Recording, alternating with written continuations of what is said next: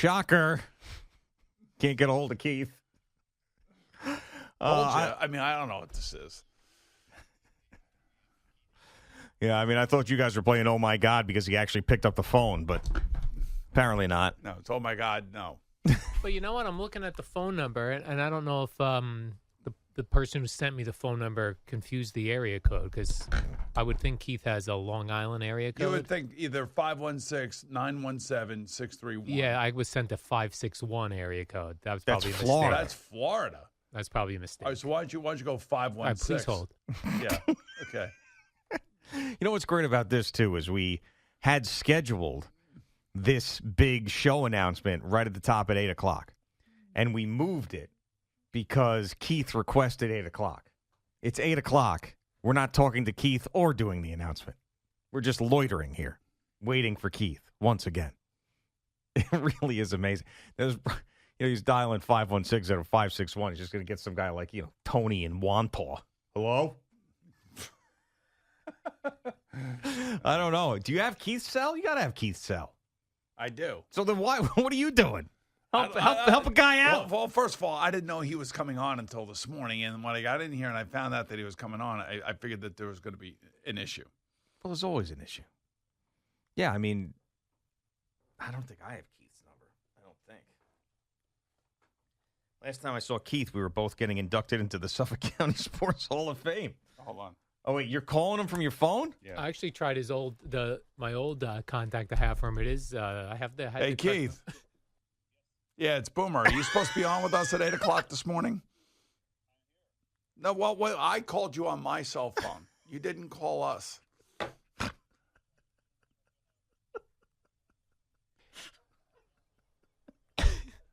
Oh, we were supposed to call him. Our producer, Al Dukes, has no. It's going right to voicemail, Booms. It's telling me he has right to voicemail. For some reason, it went right to your voicemail, but at least you picked up my phone. All right, so all right. Listen, I'm going to hang up. You text him the number. I'm going to tell. Listen, I'm going to text you the WFAN hotline, and you call here. Is that okay?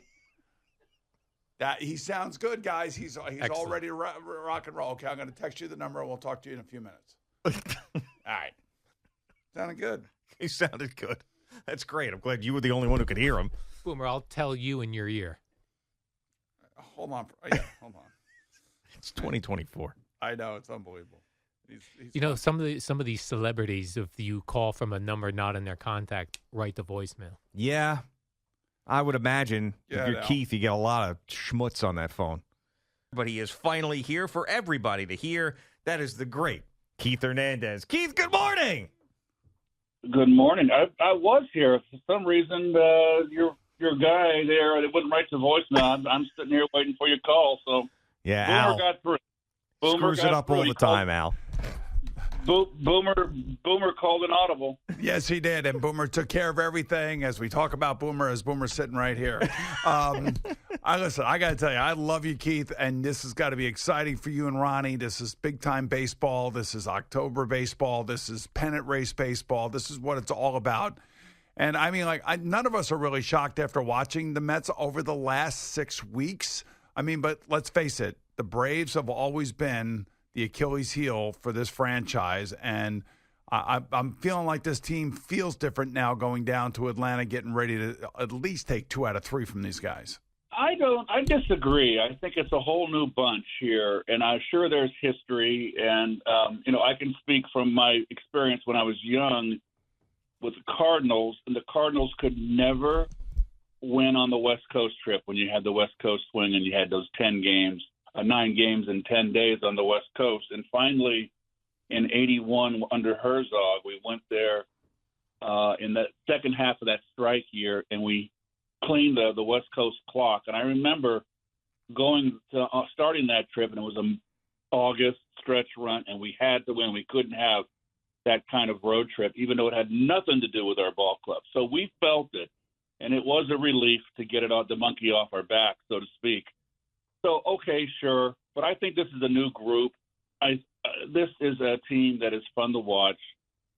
They've got all kinds of mojo going right now. They put a marker down with 3 out of 4 at home against the Phillies, and the way they've played, and with determination and hustle and spirit. Don't think that Philly didn't leave town knowing that they're going to have their work cut out for them if they ever meet in the postseason.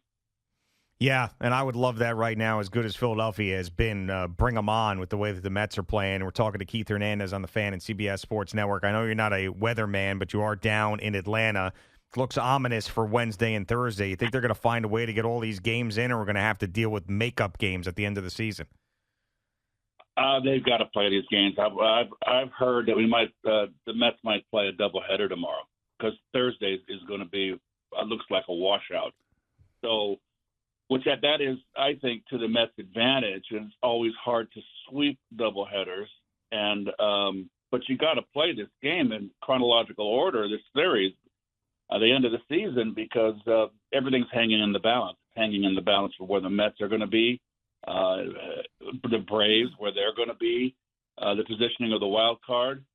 The Mets still up, with 6 to go to catch San Diego with 3 ahead. That's going to be a tall order, but they're fighting Arizona, and they take 2 out of 3. That's it for Atlanta. And if Atlanta takes 2 out of 3, they're right back in the hunt. 1 game out with 3 to play. Yeah, that's why these things are so big, Keith. Any update on Francisco Lindor? Do you know whether or not he's going to play? And if he does play, we were wondering this morning. I mean, is he going to be limited to maybe being a DH, or can he go full go here? I have not heard anything. The Mets have been very hush-hush, only what I've read in the paper. That the back's a very tricky thing. It hurts him more, I believe, from the left side when he swings, but that was 2 days ago when we got that update. So it's he's had a chance to get more treatment. He's taken BP, evidently. We'll see. It's just amazing that how they played without him. And young Acuna, the way he's performed, and Iglesias, how they picked it up, and Taylor. I mean, this is a group effort, and this is what it takes to win. You know that, and it's kind of fun to watch this kind of come together. It's like all the stars are aligning for this team, but they've earned it. This is a good team. Yeah, I mean, and it's they have to make the playoffs at this point. It feels like, even though it's going to be a successful season no matter what, coming back from the dead, 11 games under 500. How would you characterize Pete Alonso's 2024 season? Well, it hasn't been up to Pete's standards, that's for sure. Has it been because of the contracts? Who knows? I think as the season progressed, Pete's an emotional guy, very emotional. And very emotional, so that pretty much covers it. And I think that, when you're a hitter and you're not driving in runs and in the clutch, it. And it can snowball. And I think Pete is pressed. He's pulled too much this year, particularly the breaking ball. And, they can come in there and say, well, I'm hitting in bad luck, my exit velocity is 100 and, up there in the top 5. Well, that's all BS. They can play you to pull. You're hitting into the shift.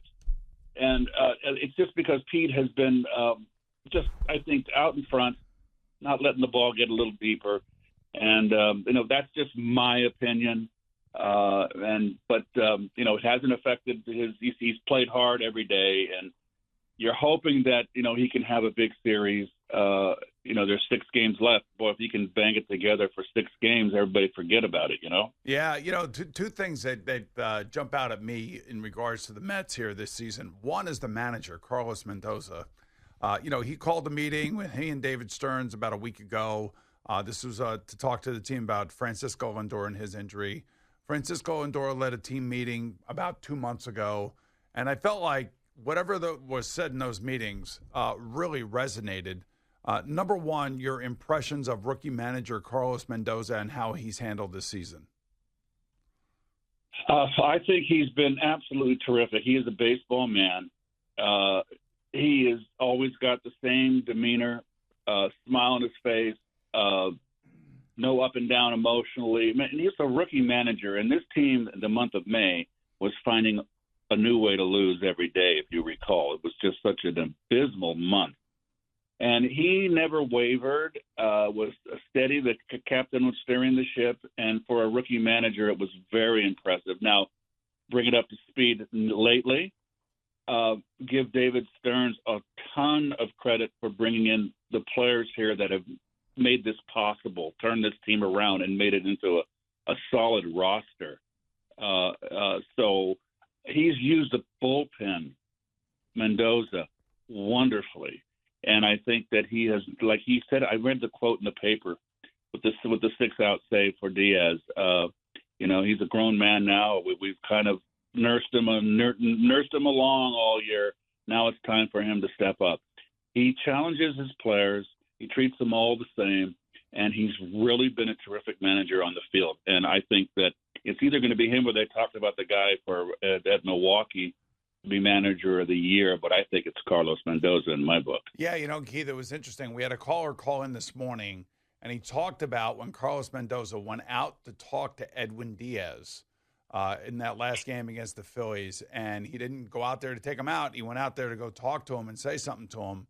And, that obviously was something we all saw. We all said, wow, this is interesting, especially given the enormity of the game, when the game was, and what Edwin Diaz had been through this year. So I think that right there in itself is an example of just how much in control Carlos Mendoza has turned out to be. The manager is the boss.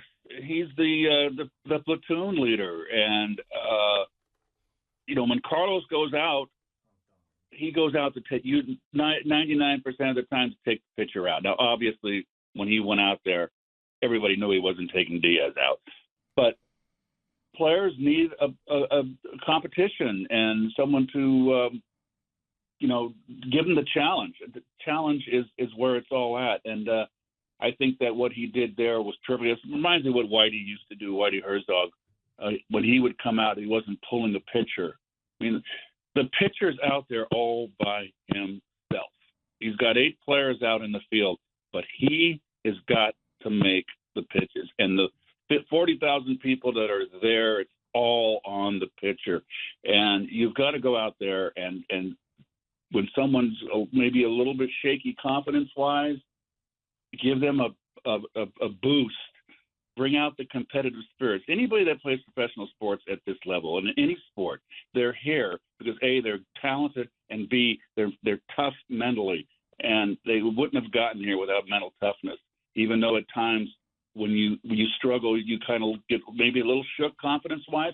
That's when you need your manager to go out there and pump you up. All right, final question for me, and that is this. If Lindor is healthy and he is playing shortstop, what are you doing with Acuna?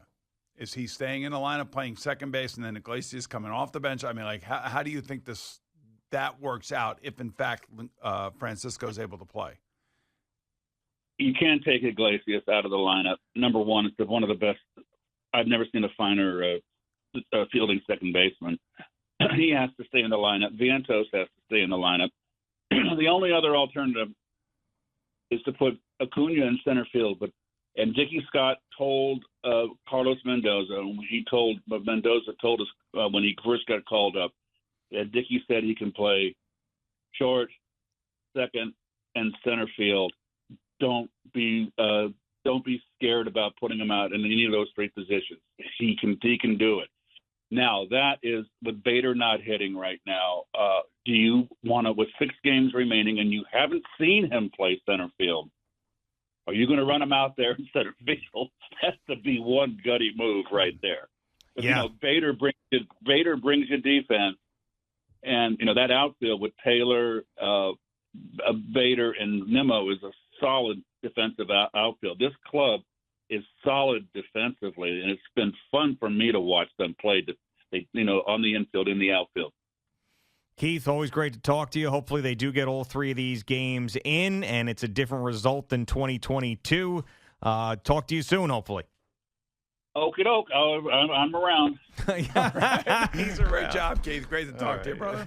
See you, man. Keith Hernandez. I'll tell you, the other thing about the Braves is that, you talk about coming back from the dead, is Chris Sale. Yeah. Chris Sale is Unbelievable year. Nobody really cares about wins and losses, but he's 18-3. He's got an ERA under 2.5, I think. Exactly. He's going to win the National League Cy Young Award because now they do it still National League and American League for some stupid reason. But Yeah, he's been amazing for them. By the way, tune in tonight to SNY for the Mets and Braves. Coverage starting at 6:30. Huge series only on SNY. Boomer and Gio on the Fan and CBS Sports Network.